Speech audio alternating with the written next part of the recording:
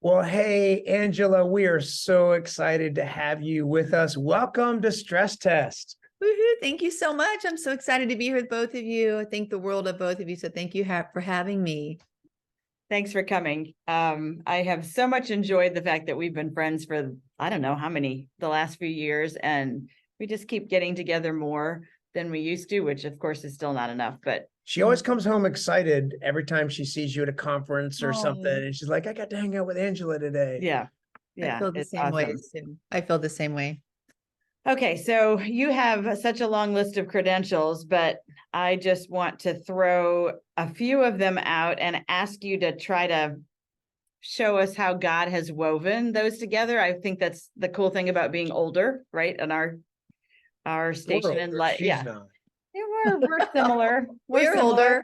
I think you might be a little younger than me, but so as a pastor, worship leader, author, women's advocate, podcaster, you've done a lot of things. What kind of threads do you see God weaving through in your life? Like what gifting is kind of consistent? What has God been developing in you for ministry success? So how has God been working all of these things together for good in your life? It's such a great question because at one point I felt like it looked frenetic, like all of these kind of discombobulated pieces, right. But there are some consistent threads. And I would say one major thing was when I nearly lost my life in 2001 and 2003, the Lord really shifted the trajectory of my life. That's when I started writing. That's when I started traveling. And that's when this whole really tagline for my life now is Make Life Matter really evolved. And so although I had been in ministry prior to that, my husband and I had been already pastoring for a few years, something changed in me. Those were defining moments in my life. And so I think the thread now is just really a life of as much authentic obedience to the Lord as I possibly can. I think prior to that, I would do things out of either duty or someone expected me to, or the list that you think you should or should not do as a pastor and pastor's wife. And I live much more on assignment by the Lord. Wow. We all really should. And I hate these words should, but I know we all have assignments the Lord gives us, but that really guides me. And so that connects these dots that sometimes seem a little bit disconnected, and just wanting people to know who they are in Christ in whatever way that looks like, through writing, through pastoring. My husband and I are pastors. So I would say every space I enter with a pastor's heart, wanting to see people become all that God desires for them, especially those in the body of Christ, which is where I've spent a lot of my time. Do you think that the space, that assignment space, can get clouded? Like my assignment from God versus the assignments that other people attach to me based on my role or my job or where I am? Absolutely. How do you keep that from being confusing? It's tricky. I've said to someone the other day, like, it really keeps me in a posture of holy dependency. That's the phrase I found myself using, because I've taught we have to stay dependent. We have to stay desperate for the Lord. But when you're really trying to make sure you're hearing from the Lord on these assignments, and my husband has a huge role to play in that. I mean, we are mutually encouraging to one another in the call of God on our life, but we have things we do together at the church, and then we have callings and assignments, for lack of a better word, that God gives us individually, and we have to run those by each other, because we'll pick up a red flag, the other won't. It doesn't mean that the Lord isn't telling us to do it, but maybe our timing is off. Right. So I think not only just hearing from the Lord, but I'm thinking of that scripture where Paul had a call. Forgive me for not recalling where it was, but he did travel the world, so I get a little bit of a pass there. But remember, there's a prophet that says, "Oh no, I see you bound, and I see you being thrown in jail." And Paul says, "Yeah, it's probably going to happen, but I'm still going." Right. But the prophet's interpretation of that was, "Well, you shouldn't go." So he got the right information, but he got the wrong interpretation. Yeah. I think other people can mean well, but sometimes they may project into our lives, "Oh, God can't mean that for you." I mean, I've traveled into some dangerous places. If I know God's calling me to do it, and I have peace, and I've vetted it with those closest to me, then I can move forward even if not everybody's on board with it. Wow, That's that great. is so good. Angela, I love that one of the parts of your ministry is bringing out the story of God in other people. And we have just been amazed and watch you do that. But tell us a little bit about your story. If I could flip it a little bit on you today, because you mentioned some pretty big things that people haven't been listening or haven't known your story. 2001, 2003, God allowed some things, used some things that really changed the game for you. Can you tell us a little bit about that? Absolutely. And I noticed your intentional shift there, because God does. Yeah, we've been through it. We've been on it. You know what I mean? So you guys have been through it as well. You get it. God can use anything and everything to get our attention, to shift our trajectory, to, we're creatures of comfort, and we'll kind of keep doing the same thing.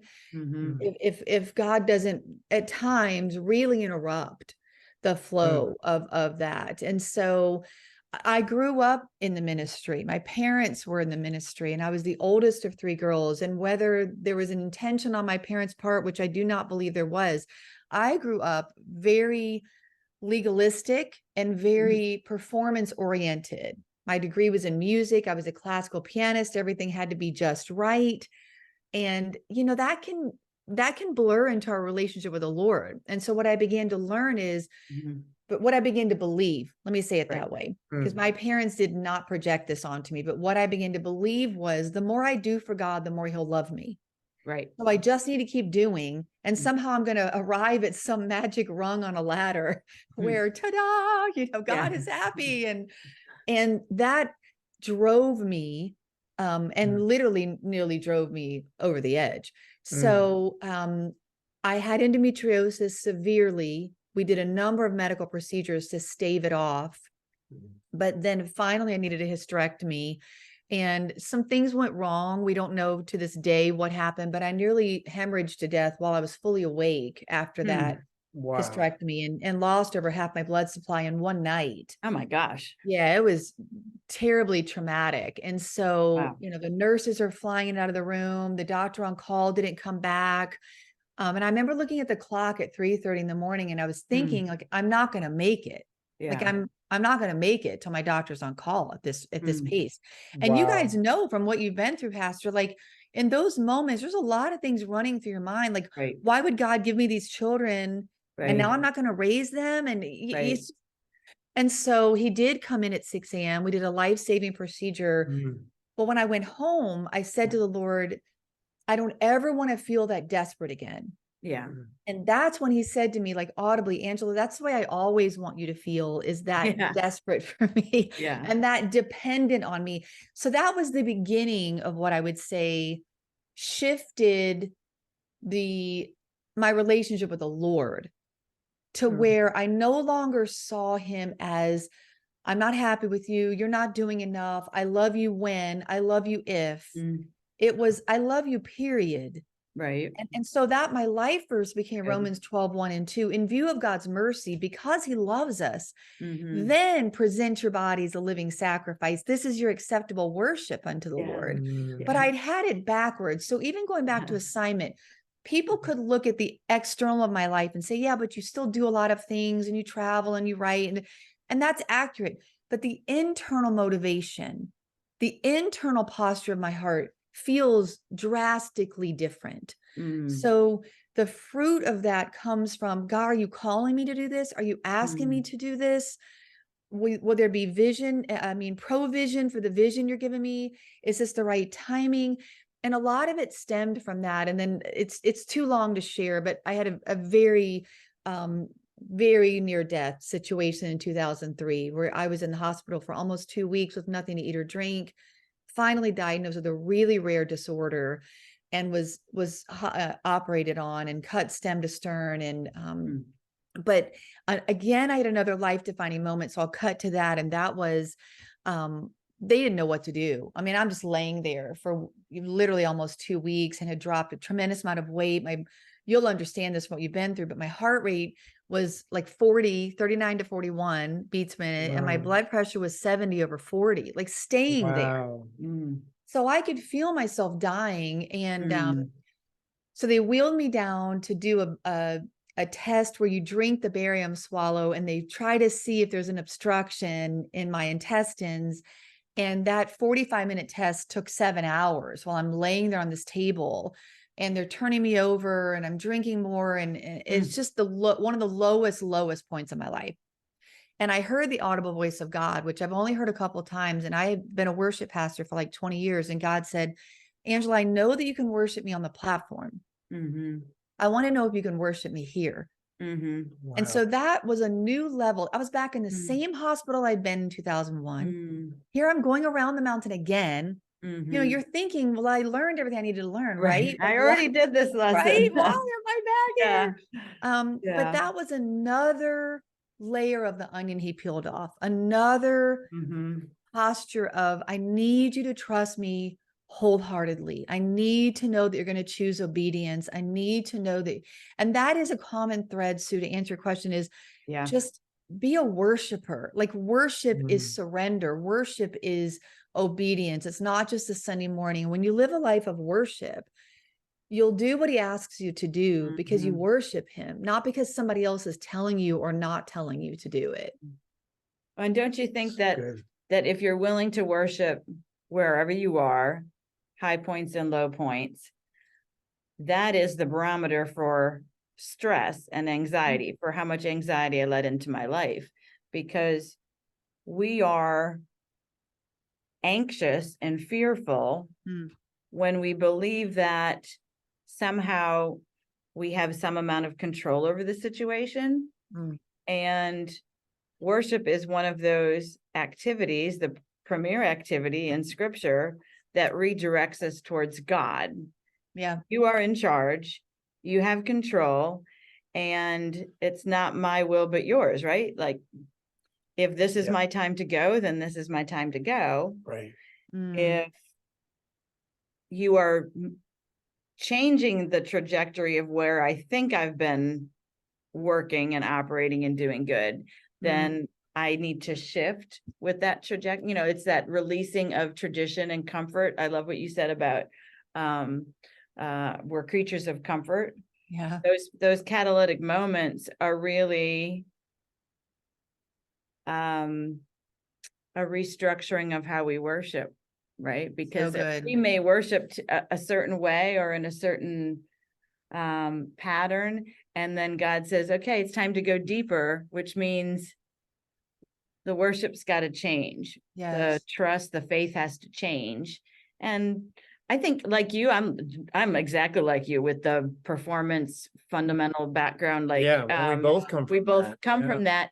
And there's an aspect that we have to keep stripping that away, because it's so much a part of our DNA of how we look at God.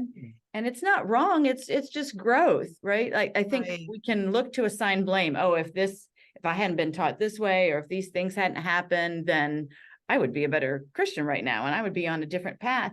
And I love that God is just so cool with us growing where we are. He's never chastising. He's not a God of shame.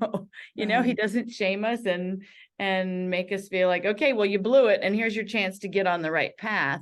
It's no, we can transform and redeem and restore right from where you are, and we can go this other direction.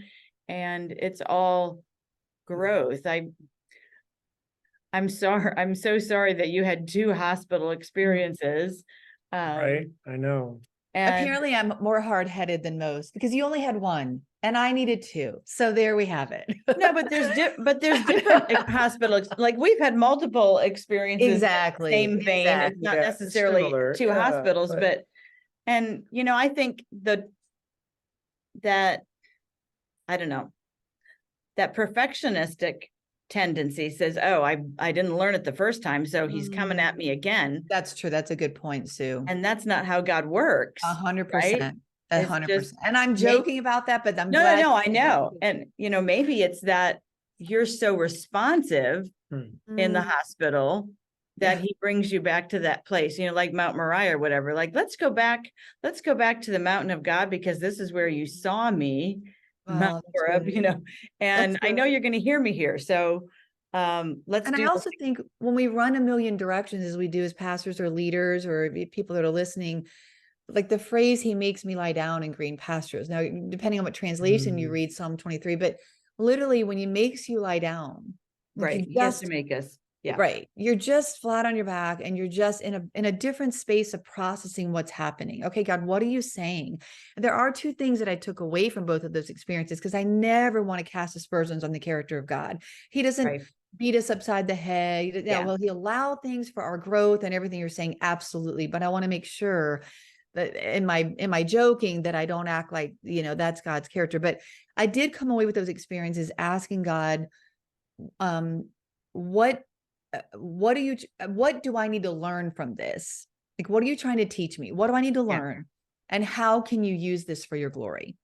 Right. Because you can, for me, it's been health. Like you said, you guys have had many challenges and trials. You just had this major trajectory recently, but we all go through different things in our lives. It could be financial, relational, but those two questions will help you reframe sometimes the narrative the enemy tries to put into our minds, or our own narrative. Like you said, okay, you didn't learn what you're supposed to learn. You're not good enough. All those lies that begin to permeate the sacred space that God's trying to use to speak to us. We have to be really careful in those vulnerable, raw times to vet what we're hearing and what we're believing. Right. What did that look like, Angela, coming out of that? Yeah. When you were doing that, as you were coming out of that, how did you get yourself to process that and then let it take traction in some shift for you? For one, part of it's probably the fighter in me. I don't want to go through something and there not be like a reason.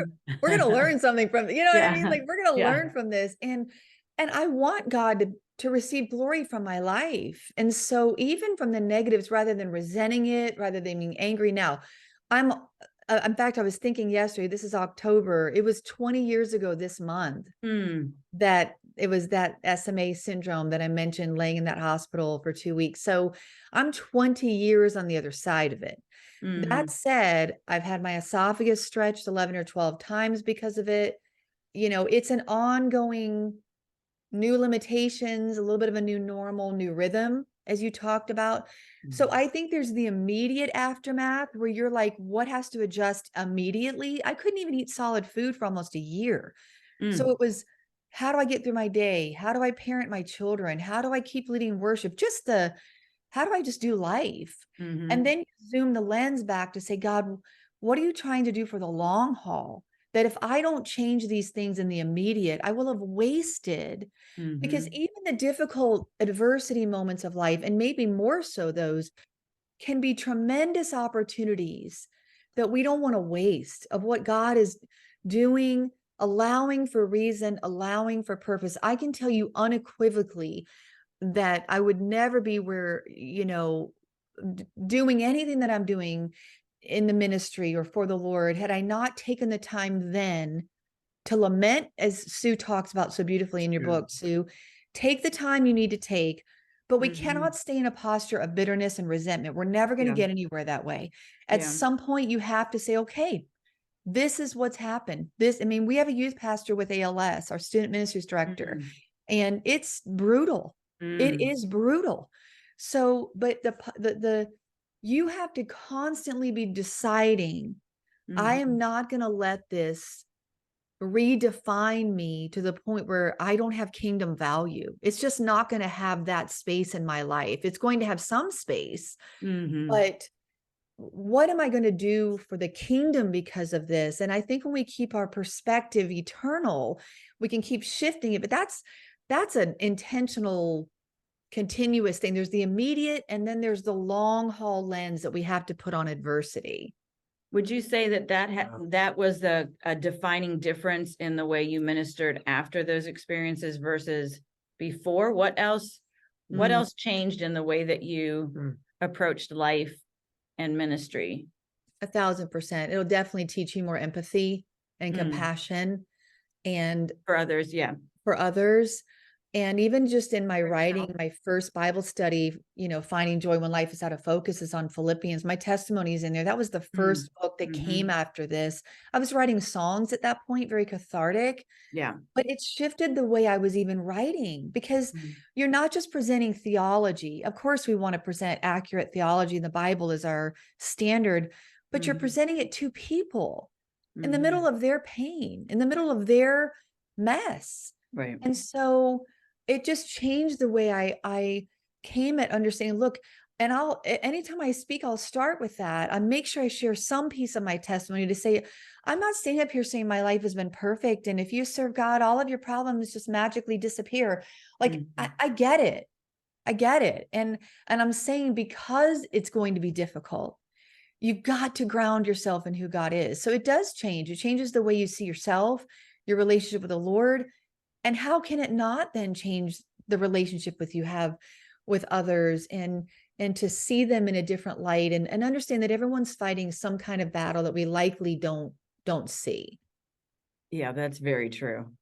I love the way you presented this, with God's grace as the picture meeting you in those crisis moments and guiding you, and then how you responded afterwards. Because not everybody does that. Everybody could change for the worse.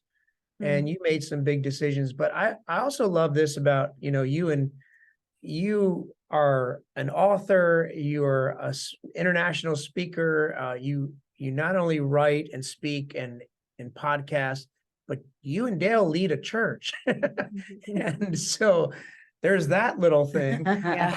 That little inconvenience. Exactly. And a small thing over there. You might be talking to a lot of stressed out ministry leaders of how do you manage it all? And I'm wondering, were there some times along the way that were catalytic moments for you that made you realize and wake up, and maybe you and Dale talking about it one day and or one night after not sleeping or whatever crisis, and you said, we cannot manage this, and you had to make a shift? Yeah. Can you tell us about any catalytic moments like that maybe were big moments that said, we're going to make a change? Absolutely. As you're saying that, it makes me think back to my piano teacher I had for high school and college at Evangel, and she's gone on to be with the Lord. But I came into her office one day, I'm sure not having practiced as much as I was supposed to. And I was, of course, giving some long laundry list of all of my drama of why I just could not practice more than an hour. And she stopped and she looked at me and she said, first of all, you have more talent in your pinky than most people have in both hands, and you're wasting it. Secondly, are you going to continue to live from crisis to crisis? Wow. And I've never forgotten that. I think we can get back into that trap of crisis to crisis. Ministry never stops. Even Jesus said, listen, you're always going to have the poor with you. And I'm not saying we negate justice and righteousness. Of course, he calls us to that, but there will always be someone who needs you at some hour of the day, one more thing, one more something. If you don't put healthy boundaries around yourself, your marriage, even I see today very child-centric homes. We have 2 grown young adult kids. We love our children. But we made a point of having date nights and going on mini vacations and having time away. Now we're at a season of raising up emerging leaders, being intentional about pouring into them, knowing what you're good at, and knowing that you're not going to be all things to all people all the time. It's just not possible. So I think we had a couple of things. One of them, Pastor, was when we built the new building. And if you've ever been through a building program, it's exhausting and it dragged on. And then our builder went and built some other things and just like left a piece of equipment in the parking lot so we could say, well, we're still technically working on your building. So it drained the life out of us. And when we finished that, I thought Dale either needs to take a sabbatical or he's going to quit. He's teetering. And I said, why don't you just take a break? Let's take a solid break. And we took at least a month off at that point, recalibrated. And another catalytic moment for him was a trip to Israel, which I'll probably get emotional because it's so tender for me right now with what's going on. But I've been 3 times, he's been twice. We went on a trip independent of each other. And he had a very, a sacred moment there, which was another shift. I think we can go along in ministry or life, and sometimes we're just not being aware and observant that God is trying to really, it's like tugging at our shoulder to take notice, and then it will ratchet up if we don't. One of 2 things will happen: we stop hearing his voice because we become numb and callous, we miss it, or it's got to get louder because it's so crucial that we not miss this. And so I think that moment after we had about 7 years into our marriage, we felt like we needed to get some marriage counseling. We went out to a center in Colorado that was just for pastors, and that was one of the best things we ever did. So that was a big moment.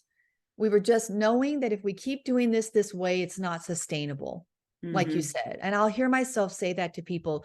What you're doing is not sustainable. What I'm doing is not sustainable. So is this sustainable for the long haul? And also use the word rhythm. I push back on the word balance because I'm not sure balance is possible, but I believe rhythm is. That's so good. Recognizing that life is always going to feel a little bit out of balance. You're going to have seasons where things are more stressful, but you can establish healthy rhythms. When I started grad school, all my rhythms got off because I just couldn't figure out how many hours it was going to take me per week to study. But once you get recalibrated, you've got to let God set it, but you've got to find a rhythm, and then you'll recognize something is off here. Something is not right here.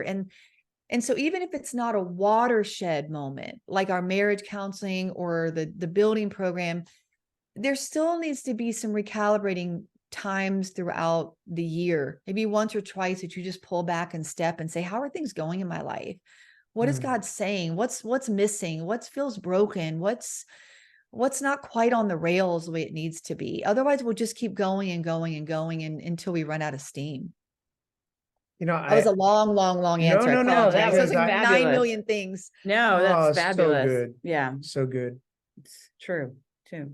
I want to ask you, because I know we've gotten in, afterwards, Sue and I would be like, why didn't we ask her this? And this is one of those times where you mention rhythms, and not to put you on the spot, but to say, hey, can you walk us through some of the new rhythms Sure. that you and Dale practice as pastors, in your own life, managing all of the things we've mentioned? What does that look like? Sure. We shifted our staff meetings from Fridays to Tuesdays a few years ago, and that gives everyone Friday and Saturday off. Now, granted, there's a lot of times we have an event, but we really try to guard our Saturdays. And even if Friday ends up having a church thing or something, that's important to us. We do take consistent time away, even if it's just an hour and a half away in the mountains, something that gets you just out of Dodge for a hot minute. And I do a lot of international ministry that clears my head in a different way. I'm off social media then. I'm off watching TV. But one of the books I love best on rhythm is Rhythms of Renewal by Rebecca Lyons. Gabe and Rebecca teach a lot on this in their podcast, but she talks about input rhythms and output rhythms. And I'm a creative. So if I'm constantly creating and I'm outputting, I'm creating another podcast, I'm writing another blog, Dale's writing another sermon. It's creativity, it's sitting and trying to hear what the Lord is saying without input rhythms. That's exhausting. That rhythm is off. So the input, we consistently go to the gym, for example, like that's important to me. So I like the group fitness classes. I like going and knowing I'm just going to work out hard for an hour and then I'm going to go back home. So that's pretty much like we're diehards about those things. And some of those things have to stay on the schedule. You're not going to default to a rhythm of rest. You're not going to default to exercise. You're not going to default to nutrition, good, healthy nutrition. You're going to have to be intentional about those things. And they all matter. It's not just, I'm going to go win 1 million souls for Jesus. Those are great goals. But if you burn out in the meantime, or you're exhausted, or you don't eat well, you're not sleeping well, you're not exercising, you're not going to be able to do the things that God has called you to do. That's so good.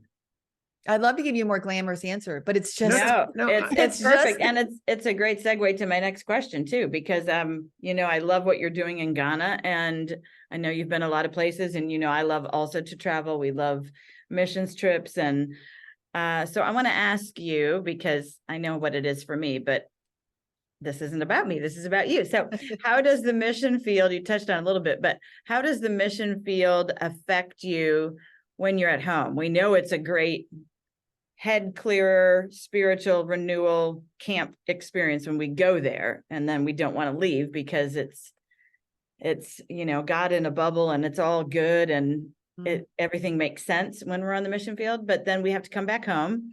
And so how does the work that you do in other places, and you can tell us about that work too if you'd like, how does that change your home rhythms and your personal growth? Well,